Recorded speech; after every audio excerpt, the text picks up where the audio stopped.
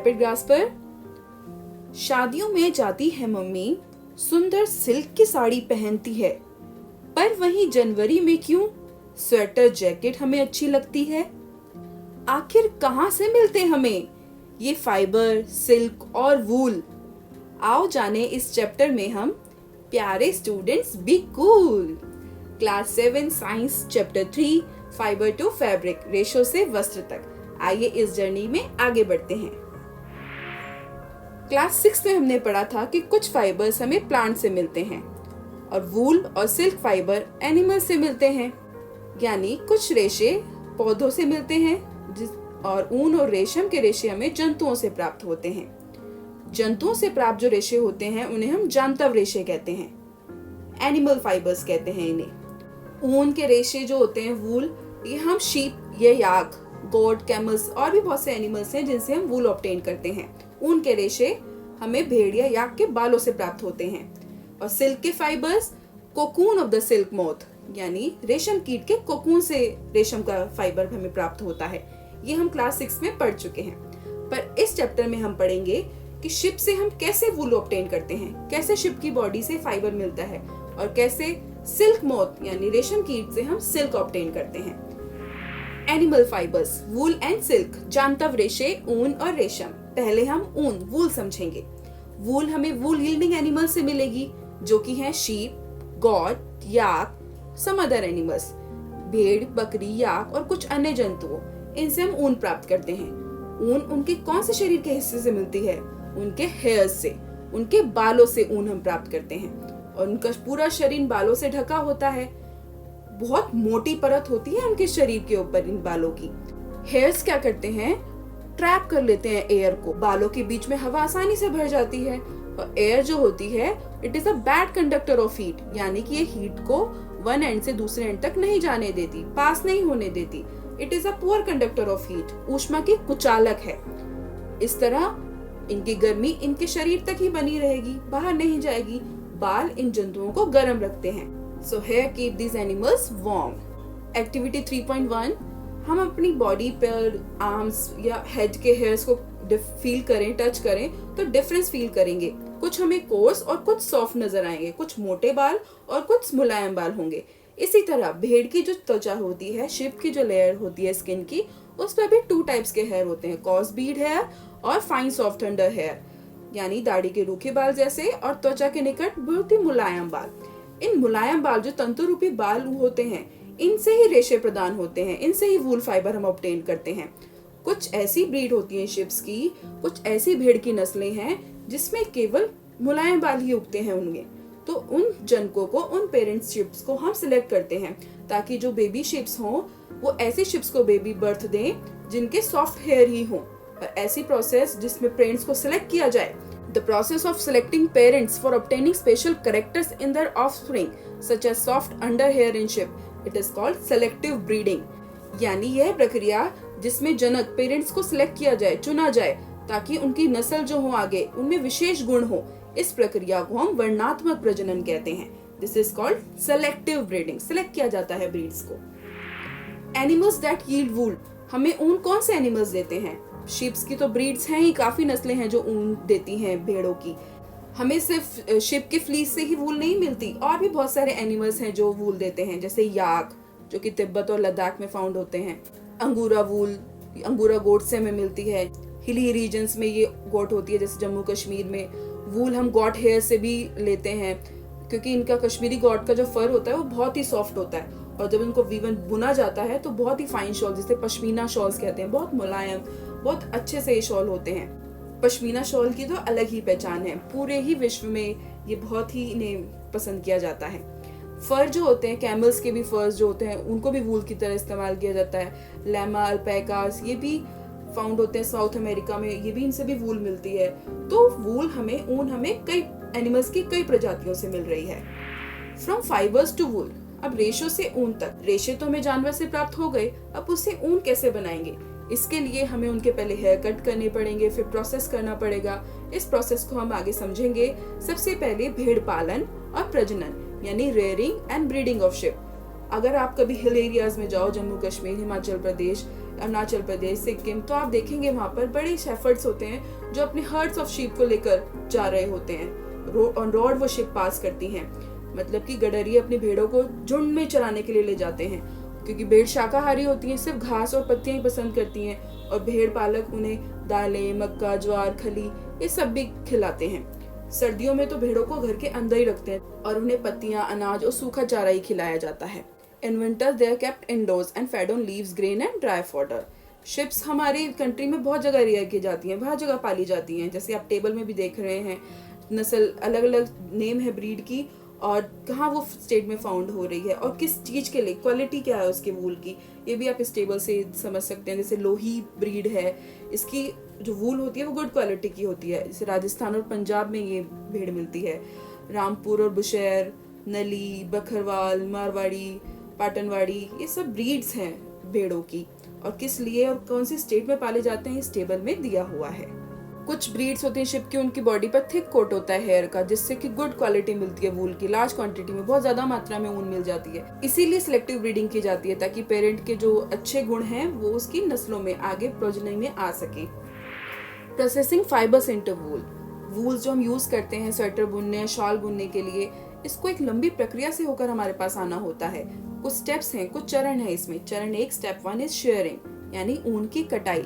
जब भेड़ के बालों की त्वचा के साथ पतली परत के साथ उन्हें शरीर से उतार लिया जाता है बालों को, इस प्रक्रिया को हम ऊन की कटाई कहते हैं। The fleece of the sheep along with a thin layer of skin is removed from its body. This process is called shearing. इसके लिए मशीन जैसे रेजर बार्बर यूज करता है, ऐसे ही इनके लिए भी यूज किया जाता है। जो इनके हेयर्स होते हैं वो हॉट वेदर में रिमूव किए जाते हैं, ताकि इन्हें रहने में आसानी हो, क्योंकि ठंड में उतारेंगे तो इनकी प्रोटेक्टिव लेयर है वो, इन्हें हार्म भी हो सकता है, इसलिए हेयर्स इनके रिमूव हॉट वेदर में किए जाते हैं। हेयर से ही हमें वूलन फाइबर मिलता है, और फिर वूलन फाइबर को प्रोसेस किया जाता है, फिर यार्न बनाया जाता है, और फिर उससे फैब्रिक बनते हैं। शेयरिंग हर्ट नहीं करती। ऊन की कटाई करने से भेड़ों को कोई नुकसान नहीं होता, क्योंकि जैसे आपको बाल काटने में या पिताजी को दाढ़ी बनवाने में नहीं होता। क्यों? क्योंकि जो त्वचा की सबसे ऊपर वाली परत होती है, जो अपर लेयर होती है इनकी स्किन की, वो डेड होती है, और इस डेड लेयर को रिमूव करने में इन्हें कोई हार्म नहीं होता। इनके हेयर भी वैसे ही उग जाते हैं जैसे हमारे हेयर उग जाते हैं। स्टेप 2, द शेयर स्किन, जो उतारी है, रिमूव की है इनकी upper layer skin with hair के साथ, इसे फिर वॉश किया जाता है टैंक्स में, ताकि इनका जो ग्रीस है, डस्ट है, डर्ट है, वो सब रिमूव हो सके। इसे स्कोरिंग कहते हैं, अभिमार्जन कहते हैं। स्कोरिंग आजकल तो मशीनों से की जाती है। स्टेप 3, स्कोरिंग के बाद इसे सॉर्ट किया जाता है, यानी कि हेयर स्किन फैक्ट्री में भेज दी जाती है, और फिर डिफरेंट हेयर टेक्सचर्स जो भी अलग हैं, कलर्स, उनको सेपरेट किया जाता है और सॉर्ट किया जाता है। स्टेप 4, स्मॉल फ्लफी फाइबर्स आ जाते हैं, जैसे बुर आ जाते हैं स्वेटर्स पे, इन्हें फिर हेयर से अलग किया जाता है, और यही फाइबर्स फिर दोबारा स्कोर किए जाते हैं, सुखाते हैं, और फिर वूल रेडी हो जाती है टू फाइबर बनाने के लिए। स्टेप 5, इन फाइबर्स को फिर वेरियस कलर्स में हम डाई करते हैं, क्योंकि नेचुरल कलर तो शेप या गोट्स का ब्लैक, ब्राउन और व्हाइट ही होता है। जो हम बाकी कलर्स देखते हैं वो डाई होकर होते हैं। स्टेप 6, इन फाइबर्स को फिर सीधा किया जाता है, कॉम किया जाता है, फिर और इनका यार्न से रोल किया जाता है मशीनों के थ्रू ही। जो लॉन्ग फाइबर्स होते हैं उनको स्वेटर्स बनाने के लिए, और शॉर्ट फाइबर्स को फिर वूलन क्लॉथ बनाने के लिए बुना जाता है। चरण 2, वही त्वचा सहित उतारे गए बालों को हम अच्छी तरह से धोते हैं और उनकी चिकनाई, धूल और मिट्टी निकल जाए, इस प्रक्रिया को अभिमार्जन कहते हैं। आजकल इसे मशीनों से करते हैं। अभिमार्जन के बाद फिर छटाई की जाती है, ताकि जो रोएदार बाल हैं उनको कारखानों में भेज दिया जाता है, और फिर विभिन्न तरीके के बालों को छाटा जाता है, अलग करा जाता है। चरण 4 में फिर बालों को सुखाते हैं, ताकि इससे पहले जो छोटे छोटे कोमल फूले हुए रेशे, जिन्हें हम बुर कहते हैं, यही बुर कभी कभी आपके स्वेटर पे भी आ जाते हैं, इनको अलग किया जाता है, फिर से अभिमार्जन करके सुखाकर धागे के रूप में उपयुक्त ऊन किया जाता है। चरण 5, रेशों की विभिन्न रंगों में रंगाई की जाती है, क्योंकि भेड़ों का जो सामान्य ऊन का कलर होता है वो काला, भूरा या सफेद ही होता है। चरण 6 में अंतिम चरण, इसे रीलिंग कहते हैं। इस रेश में रेशों को सीधा करके सुलझाते हैं और फिर लपेट कर उनसे धागा बनाया जाता है। रीलिंग ऑफ वूल, लंबे रेशों को काटकर स्वेटर की ऊन के रूप में, और जो छोटे रेशे होते हैं उन्हें काटकर ऊनी वस्त्र बुनने में उपयोग कर लेते हैं। एक फ्लो चार्ट से समझें तो ये है processing of wool into fibres. सबसे पहले ऊन की कटाई, शेयरिंग, अभिमार्जन, स्कोरिंग, फिर छटाई, सॉर्टिंग, फिर बुर की छटाई, फिर रंगाई, डाई करना, और लास्ट में रीलिंग, यानी कि उनको सीधा करके सुलझाना और धागा बनाना। इस तरह से वूल को प्रोसेस किया जाता है फाइबर बनाने के लिए। ऑक्यूपेशनल हैजर्ड, व्यवसायिक संकट। वूल इंडस्ट्री क्योंकि बहुत ही अनेक व्यक्तियों के लिए जीविकोपार्जन का साधन है, बहुत सारे लोगों को रोजी रोटी इससे मिलती है, उनका घर इससे चलता है, पर एक इसके साथ एक डिजीज भी जुड़ी है क्योंकि बहुत सारे फाइबर्स हैं, रेशे हैं। सॉर्टर्स डिजीज एक बैक्टीरिया है एंथ्रेक्स, इससे ये डिजीज हो जाती है और जो बहुत सारे वर्कर्स होते हैं इंडस्ट्रीज में उनके लिए ये संकट बन जाता है, ऑक्यूपेशनल हैजार्ड बन जाता है। तो इस बैक्टीरिया का नाम याद रखना है, एंथ्रेक्स बैक्टीरियम है ये, और इससे बहुत ही फैटल ब्लड डिजीज होती है, जानलेवा खून की बीमारी है ये सॉर्टर्स डिजीज। एंथ्रेक्स नामक जीवाणु से ये घातक रक्त का रोग होता है जिसे सोटर्स रोग कहते हैं। दूसरा फाइबर है, एनिमल से ही मिलता है ये, सिल्क, रेशम। सिल्क फाइबर भी एनिमल फाइबर है और सिल्क वर्म से हमें ये मिलता है। The rearing of silk worm for obtaining silk, यानी कि रेशम के कीटों को पालना, इसे हम रेशम कीट पालन यानी सेरीकल्चर कहते हैं। आइए अब समझते हैं कि सिल्क मोथ की लाइफ हिस्ट्री होती क्या है, कैसे उसकी लाइफ में क्या क्या स्टेजेस होती हैं रेशम के कीड़े की लाइफ में। फीमेल सिल्क मोथ जो होती है वो बहुत सारे अंडे देती है और फिर उन्हें हैच करती है, सेती है, जिससे लार्वा बनकर आगे की स्टेज होती है कैटरपिलर, जिसे हम सिल्क वर्म भी कहते हैं।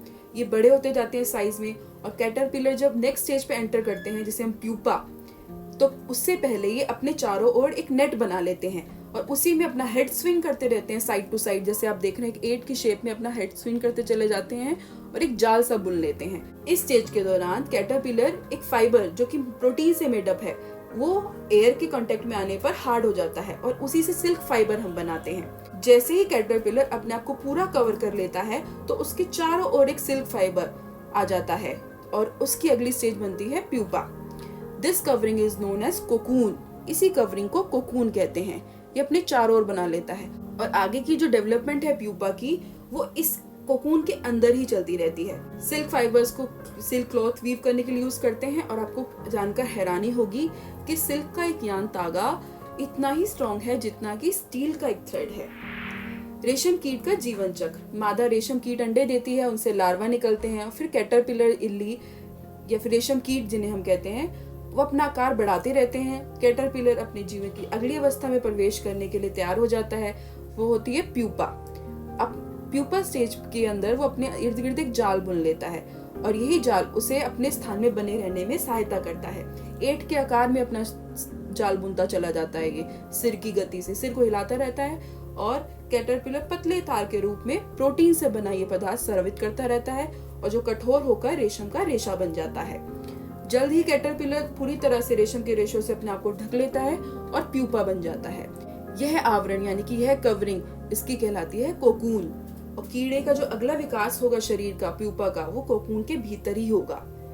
रेशम के रेशों का उपयोग हम किस लिए करते हैं? रेशम के वस्त्र बुनने के लिए। और आपको जानकर हैरानी होगी कि रेशम का जो रेशा होता है वो स्टील के तार जितना ही मजबूत होता है।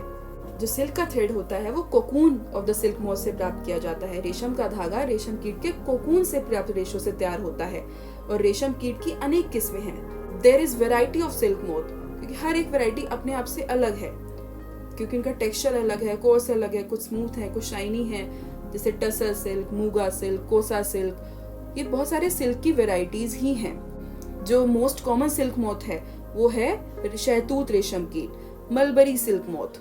मलबरी सिल्क मोथ का जो कोकून होता है उसका सिल्क फाइबर बहुत ही सॉफ्ट, लस्ट्रस और इलास्टिक यानी कि बहुत ही चमकदार, मृदु, सॉफ्ट और लचीला होता है और इसे वेरियस रंगों में हम डाई कर सकते हैं, कलर्स में रंगा जा सकता है।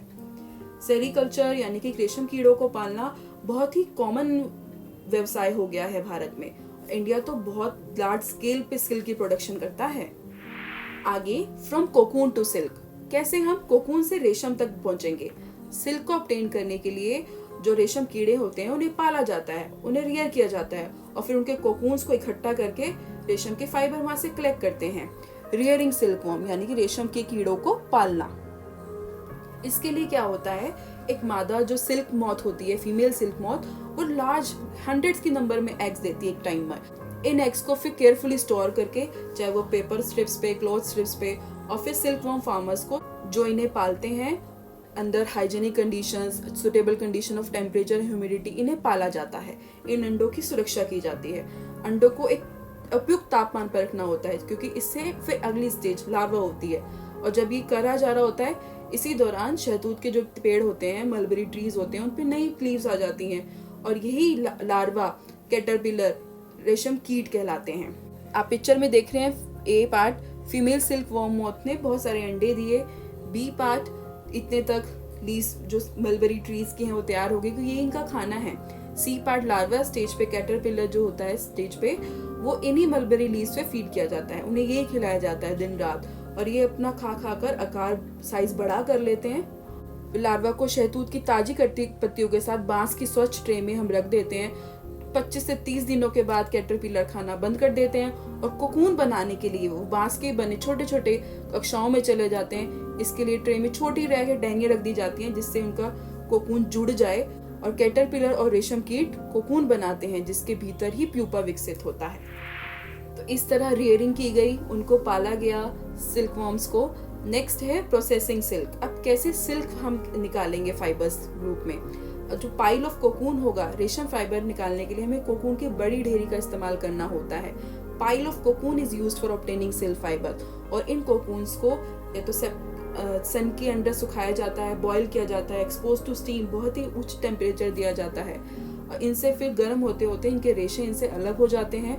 The process of taking out threads from the cocoon for use as silk is called the reeling the silk. Cocoon में से रेशम निकालने के पश्चात इसे धागे बनाने की प्रक्रिया, जिसे हम रेशम की रीलिंग कहते हैं, रीलिंग ऑफ द सिल्क कहा जाता है इसे। आजकल रीलिंग स्पेशल मशीन्स पे करते हैं, जो कोकून में से फाइबर रेशों को निकाल देती है। फिर रेशम के फाइबरों की कताई होती है, स्पिनिंग की जाती है, जिससे रेशम के धागे मिलते हैं, और उन्हें जो बुनकर वीवर्स होते हैं वो रेशम के इन्हीं धागों से वस्त्र बुन लेते हैं। तो हमने देखा कि कैसे सिल्क मॉथ से सिल्क फाइबर तक की स्टेज पर हम पहुंचते हैं। ऐसे ही वूल गिविंग एनिमल शिप से कैसे हम वूल फाइबर्स तक पहुंचते हैं। एक कुछ स्टेप्स थे जो इस चैप्टर में आपको बताए गए। इस चैप्टर के keywords cocoon, fleece sheep hairs, reeling, scouring अभिमार्जन, सेरिकल्चर रेशम कीड़ों को पालना, शेयरिंग ऊन की कटाई करना, सिल्क मॉथ रेशम का कीड़ा, सिल्क वॉर्म कैटरपिलर, सॉर्टिंग अलग अलग करना, और समरी में भी आप इस चैप्टर के स्टेप्स समझ सकते हैं।